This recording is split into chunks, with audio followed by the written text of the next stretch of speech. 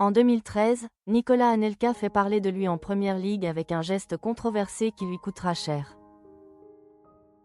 Ce geste, une quenelle, précipitera son départ vers Dubaï et marquera un éloignement significatif du football européen. Avant de quitter les projecteurs européens pour s'installer à Dubaï, Anelka avait déjà laissé une empreinte indélébile avec sa quenelle, réalisée lors d'un match de Premier League. Aujourd'hui, il partage sa vie entre la France et les Émirats, loin du tumulte médiatique. Le documentaire intitulé Astérisque Anelka, l'incompris, diffusé sur Netflix en 2020, retrace les grandes polémiques de sa carrière, de Knysna à Madrid.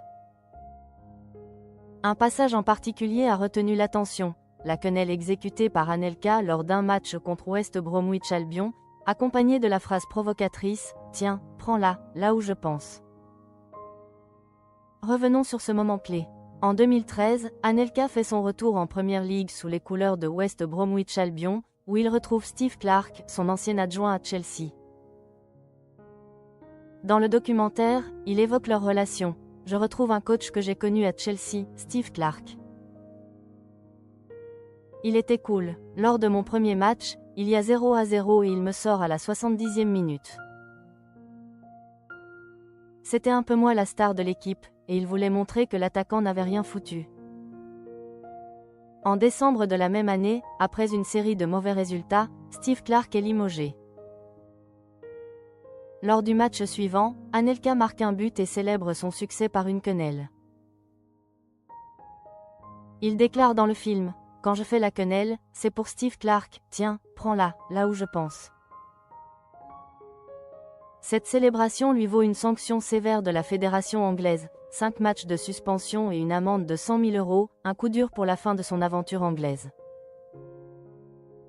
La quenelle, popularisée par l'humoriste Dieudonné, est alors largement critiquée en France.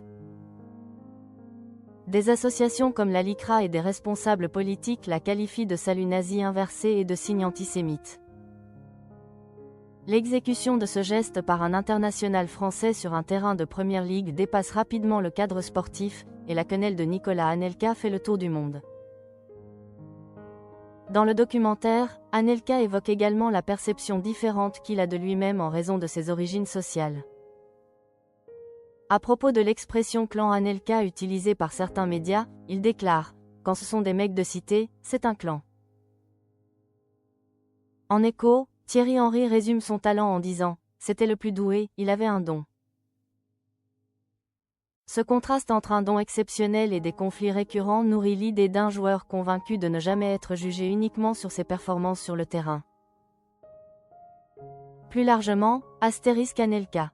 L'incompris astérisque montre l'ancien attaquant revenir sur chaque crise de sa carrière, du bus de Knysna à la quenelle.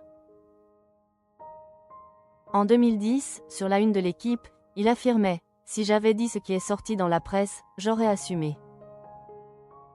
Ce même mécanisme se reproduit avec West Bromwich Albion, un geste, une explosion médiatique, puis la volonté de reprendre le contrôle du récit, depuis son refuge à Dubaï.